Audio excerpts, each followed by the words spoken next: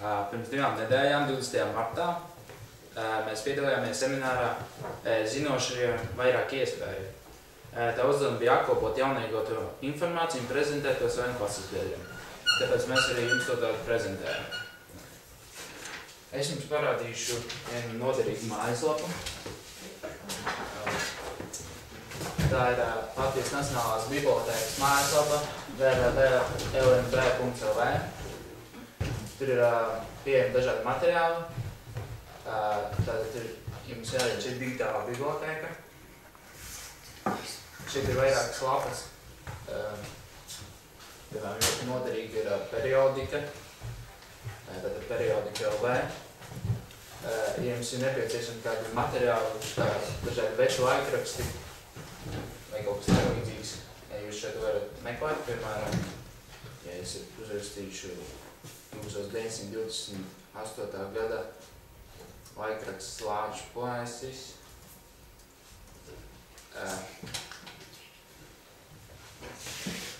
Un viņš arī atrod 1928. gada laikrakstu. Šajā mājaslapā pieejama tāda informācija, visu materiālu, kas ir Latvijas Nacionālā bibliotēkā, tikai digitāli.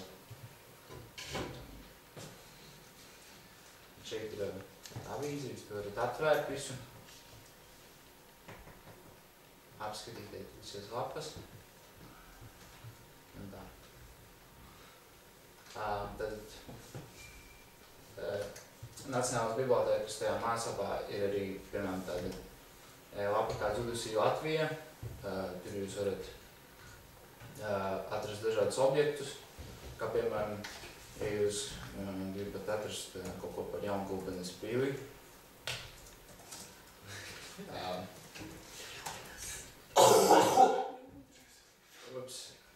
Vārds gadu jūs tur varat atrast par viņu. Tur ir dažādas baznīcas un pilis kādā garā. Došu vārds un kolektīvu. Es pasāstīšu par tuvāk mūsu novada bibliotēkas mājaslapu. Tā ir Gulbenes novada bibliotēka. Un tā adrese ir gulbene.bibliotēka.lv.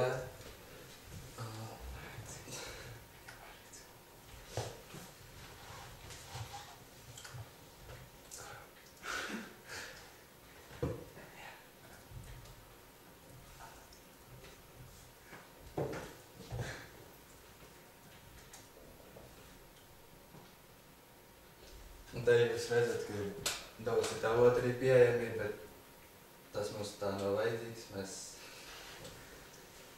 spiežam uz e-katalogu, kur var atrast arī dažādi grāmatu, vai tās grāmatas ir pieejamas bibliotēkā un vai var pasūtīt pat. Piemēram, jauniešiem ir pēdējā laika ir aktuāla vienkārši krēsla. Un mēs pārbaudīsim. Bet pieejami.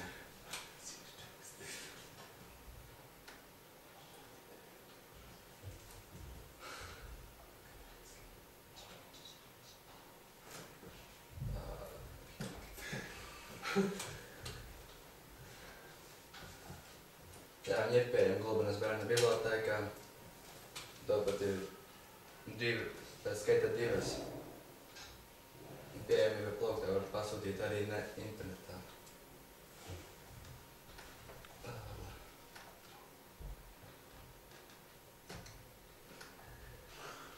Vēl arī, piemēram, daži ietiec paskatīties grāmatas dekomerāns. Tā mēs pārbaudīsim, vai tā ir pieejama.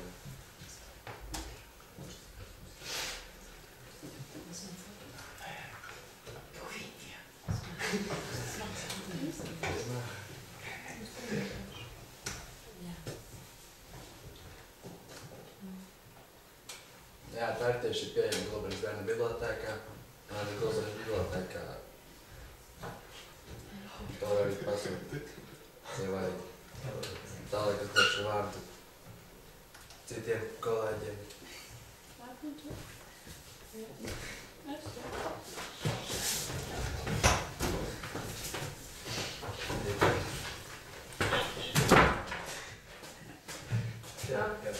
Šodien centīšos jūs iepazīstināt ar iespējām mācīties internetā.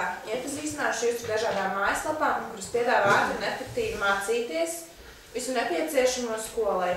Sākšu ar populārāko mājaslapu uzdevumi.lv, kurā noteikti jūs paši esat reģistrējušies. Tātad šeit jums ir iespēja sagatavoties ieskaitēm, pildīt pārbaudes darbus. Varat arī pārbaudīt savu liecību, visu to, ko pildījuši.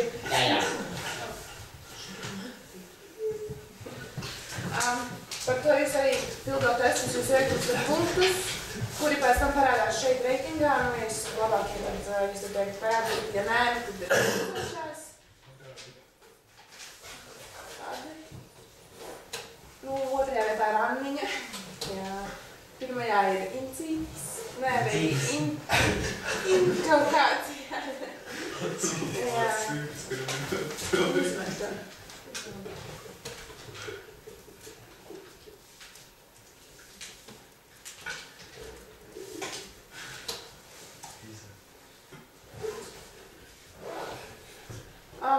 Tātad jūs to pildat, tad jums arī liecībā parādās atzīmes. Es esmu pildījis mazliet, redzēt, man matemātikā ir 8, un bioloģija arī. Ir arī citu mācību priekšmeti. Pats labākais šajā mājaslapā, manuprāt, ir tas, ka, ja jūs esat pasūtījuši iespēju tādu, tad jūs varat, jūs pildat tos testus. Un ja jums ir kļūdas, jums pēc tam parāda detalizētu atrisinājumu ar visiem paskaidrojumiem.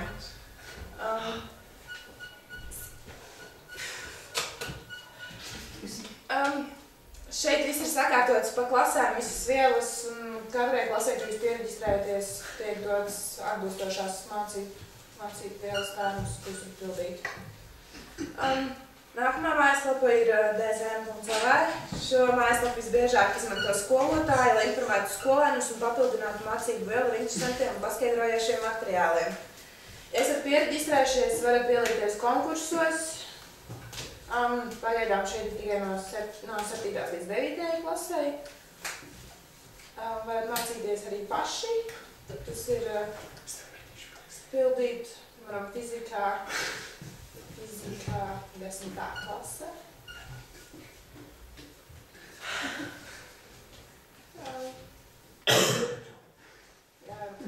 Varat apskatīt par fizmiks.lv, tur ir daudz kas par fiziku.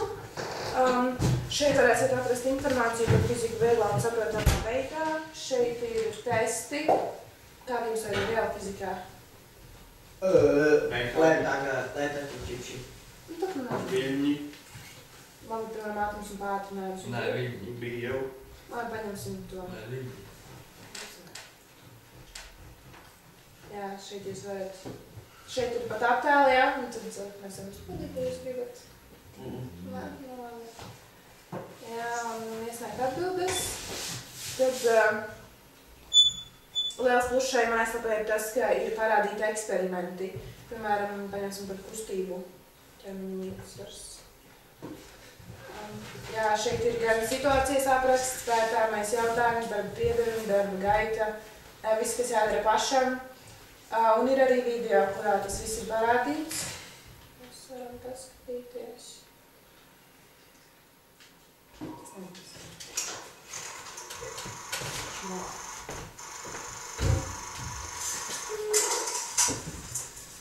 Jā.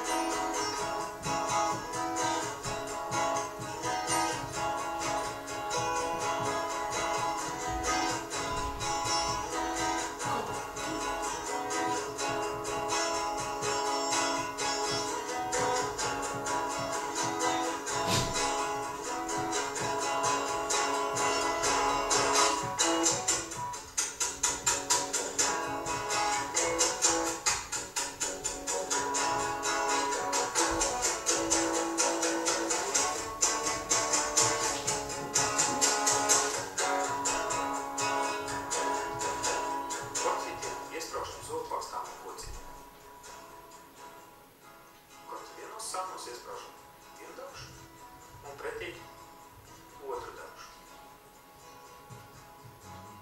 Sistēmu nostiprinām tā, lai tā turās stipri un nejocās. Tagad pamēģinām to atbalstīt pret vienu pirkstu. Tad otrā korķīte iespraužu koku irbulīti un izveidot to sistēmu atbalstam uz irbulīšu galu. Sistēmā vajadzētu nolīdzsvaroties.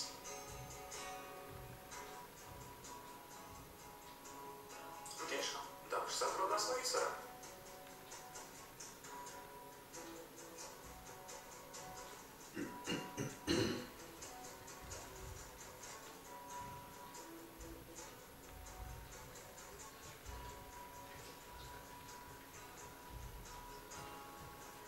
Nolīdzsvarot dakšas tas ir viens, bet pamēģina nolīdzsvarot sevis izveidoto spāri.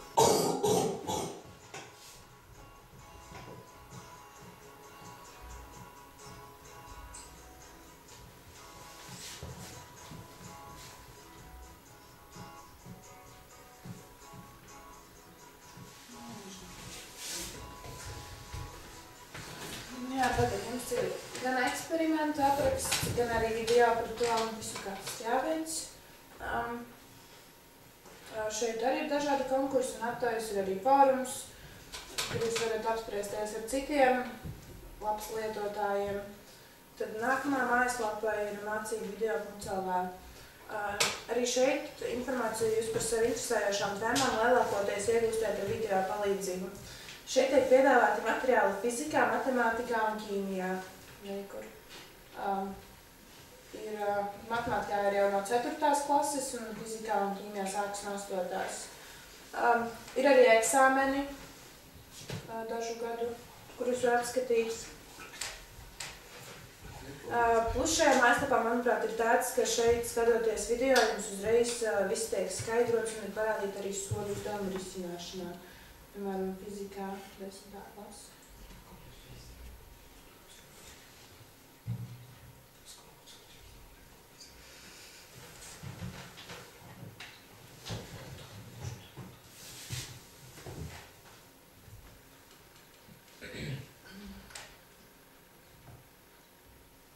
Viņi gan ir gari, bet es varu mazliet paskatīties.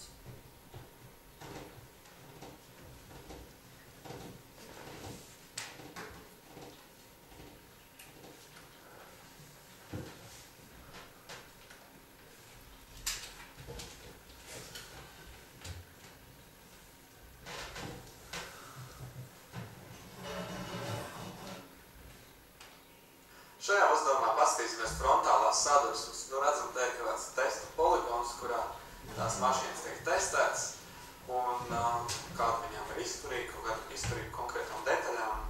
Tādas lietas tiek pārbaudītas. Mums te ir dots, ka viena pārvietojas ar 10 metriem sekundē, otra pretējā virzienā 20 metriem sekundē. Ko vajadzētu noteikt ir, te viņas izskatās ir tā kā salikušas kopā tajā triecienu brīdī un uzzināt, kurā virzienā viņas kustēsies, kāds būs tas ātrums tieši tās sadursmes, kad viņas kustās, jo redzam, ka te viss kaut kāds detaļas ir izmantāts. Arī riteņi īsti nefunkcionē, tad es pieļauju, ka viņi tur berzējoties pret zemi ātri vien nobremzēsies, bet tas ātrums sākumā to mēs varētu izrēķināt, lai saprastu, kur, piemēram, uzstādīt kameras, lai precīzi mēs varētu arī redzēt to, kas notiek pēc sadursmes, vai mums jāuzliek ir, teiksim, šajā pusē kameras, ja viņi kustēsies to pusi vai vairāk uz otru pusi. Tā. Jā, šeit arī varat izvēlēties savu nepieciešamo video daļu, piemēram, vai šī ir absolūti elastīga vai absolūti neelastīga sadursme. Viss tā jāstāsta visā garumā. Ja mums viņas sāķējas kopā, tad iesākumā viņas pārvietosies ar vienādu ātrumu, un tā būs tuvāka absolūti neelastīgai sadursmei, nekā absolūti elastīgai sadursmei, kur viņas atlic vienu pret otru. Un tāpēc pieņemsim, tā ir absolūti neelastīga sadursme, un tā situācija tad būs kaut kas līdzīgs, tuvāks absolūti neelastīgai sadursmei. Tā kā beigās mēs varam pieņemt, ka viņas saliek kopā un kustās ar vienu ātrumu, tad uzrakstīsim impulsu saglabāšanos. Tātad vispirms, kas notiek pirms sadursmes, pirmās mašīnas impulss tad ir masa 1 reiz V1. Tālāk jāpieskaita ir otrs mašīnas impulss. Bet te jāņem vērā, ka tā otra mašīna kustās pretējā virzienā.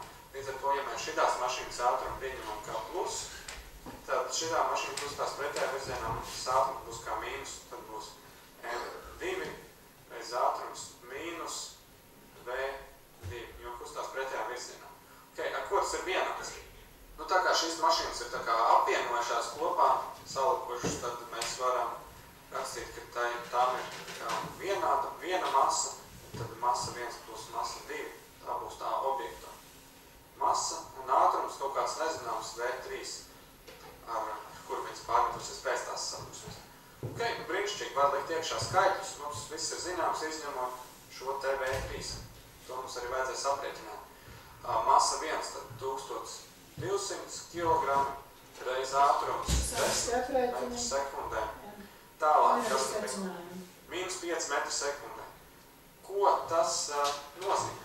Mīnus 5 metru sekundē. Tas mīnus, skatāmies, kur mēs esam mīnus virzienu nodefinējuši, tad tas būs pa kreisi. Tad tās mašīnas pārvietosies pa kreisi. Un ātrums viņām būs, tad V3 ir 5 metri sekundē, kas būs tieši pēc sadursmes. Protams, viņš ātri samazināsies un viņas apstāsies pēc kādu laiku. Ceru, ka esat uzzinājuši ko jaunu. Un, ja nezinājāt kādu no šīm mājaslapām, tad turpmāk tās izmantosiet mācību darbā, palīdzot sev labāk izprast un nostiprināt skolā mācīto. Paldies, Marti. Mēs varam iet. Jā, tad šī ir mājaslapa Drošs internets, un te var izpētīt visu par drošību internetā, par visu, kas būtu jāzina, ko vajadzētu zināt, kas būtu jāievēro.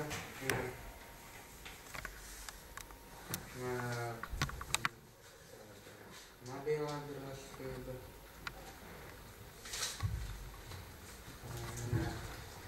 Internetā jābūt uzmanīgiem, nevar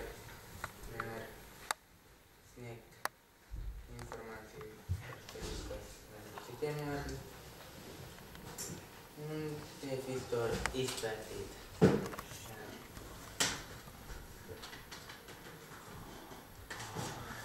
Tas ir viss, jā.